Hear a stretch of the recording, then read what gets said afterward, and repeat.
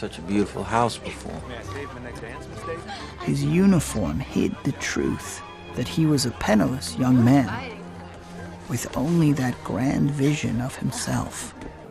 Alright, so in The Great Gatsby, there's the quote that says, "Gatsby let Daisy believe that he was a person from much the same strata as herself, that he was fully able to take care of her.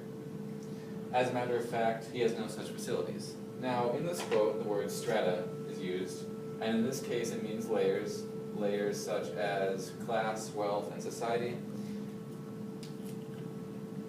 And what this means is that even though Gatsby was putting on the facade that he and Daisy are on much of the same level, in fact he is much, much lower. In the book it explains that he grew up as a farmer, a very poor farmer in the Midwest, and how he went on to meet Dan Cody and learn to act like the rich. Now, in the movie, it shows a lot of the same scenes and gives visual representations. However, it also goes on to show how he met Daisy at a party at her house in his army uniform, and it put on the facade that he was at the same level as everyone else. He was on, he had a fair shot. And then it also went to show right before he left for the army with Daisy sitting in a car, 5 years prior to the setting of the movie. And this really relates to how money brings emptiness, because in the end, even though Gatsby was throwing money everywhere and throwing all these parties and making himself look good, in the end it didn't really get him anything, so it was just a really pointless endeavor for himself.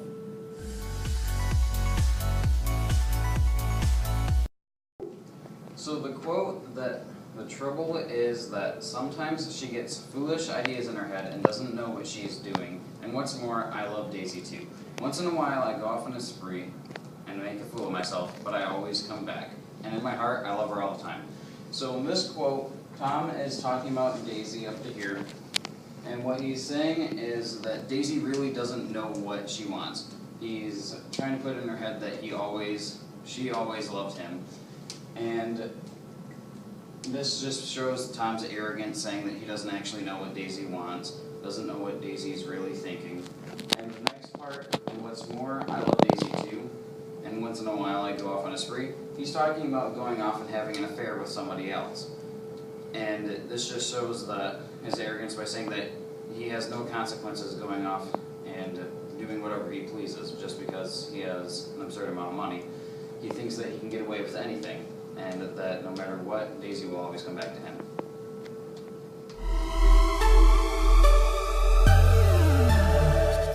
And I asked the nurse if it was a boy or a girl.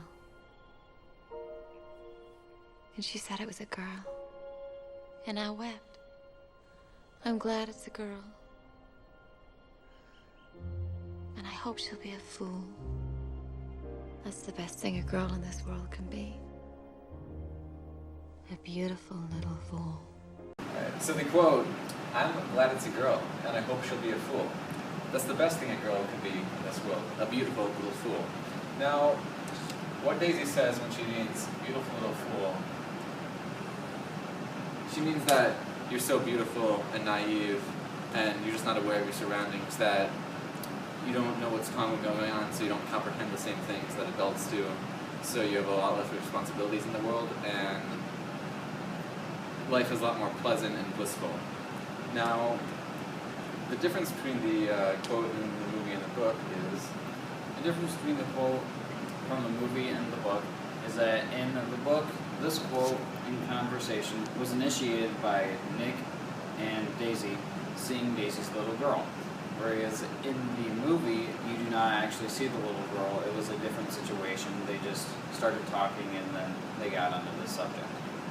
now this really exemplifies how Daisy is a rather empty person, because she wants her child to be as empty, shallow, and blissful and naive as possible, so she doesn't have the same outlook and responsibilities as a normal adult would. This ties in with this main theme, is that money brings emptiness.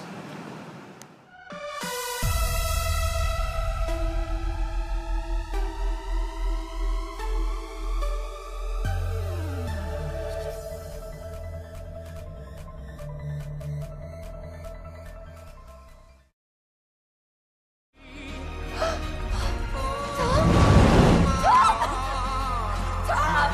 Blind.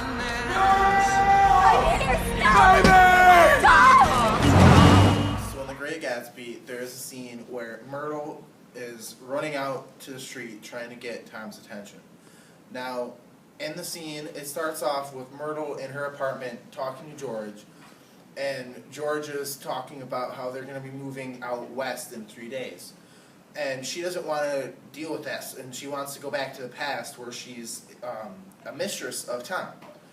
Now, in the book, there's the big difference of the movie where she runs out and there isn't really any explanation of why she's running out other than the hidden meaning of she doesn't want to deal with the future but deal with the past. While in the movie, it sets up a scene where she is in the room with George talking about moving out west in 3 days when she sees Tom's car. Well, it's actually Gatsby's car, but she thinks it's Tom's car drive by. So she runs out screaming, Tom, Tom, hey, Tom, trying to get his attention, and then gets hit, not knowing it was not Tom, but Gatsby. Because earlier that day, Gatsby let Tom drive his car into town. So when she had seen Tom last, he was in that car. And because she tried to relate back to the past and not move forward, she was killed. So it relates back to the whole, you relate to the past and you're going to die. We will control all that you see and hear. In both the book and the film, it's made quite apparent that Gatsby is reluctant to relinquish his dreams of the past. In this quote, for example, it shows that Gatsby has a vision of the past that he would like to see in the future. He says, "I'm going to fix everything just the way it was before. She'll see."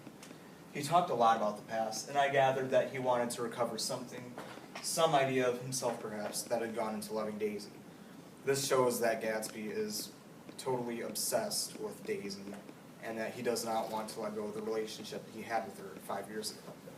It's quite obvious that he feels strongly about the past, and that he wants this past to be his future.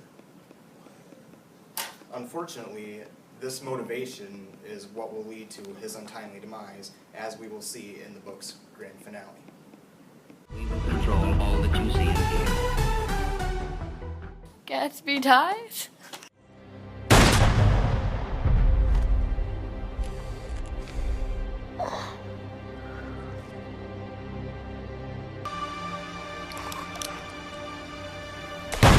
So, in the book, Gatsby's death is summarized in this one quote. "It was after we started with Gatsby toward the house that the gardener saw Wilson's body a little way off in the grass, and the Holocaust was complete." One thing interesting about the quote is the use of the word Holocaust. This was actually written prior to the Holocaust we're all familiar with Jews and Hitler in Germany. Now, the book definition of Holocaust is a form of massive destruction, death, you know, that kind of cool stuff.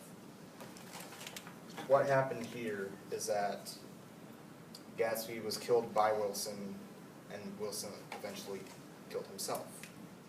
The reason that Gatsby was killed in the first place was because he was with Daisy trying to bring the past back to life and relive those times he had 5 years ago. However, because of this, it led to him and Daisy driving around New York, killing Myrtle, and angering Wilson.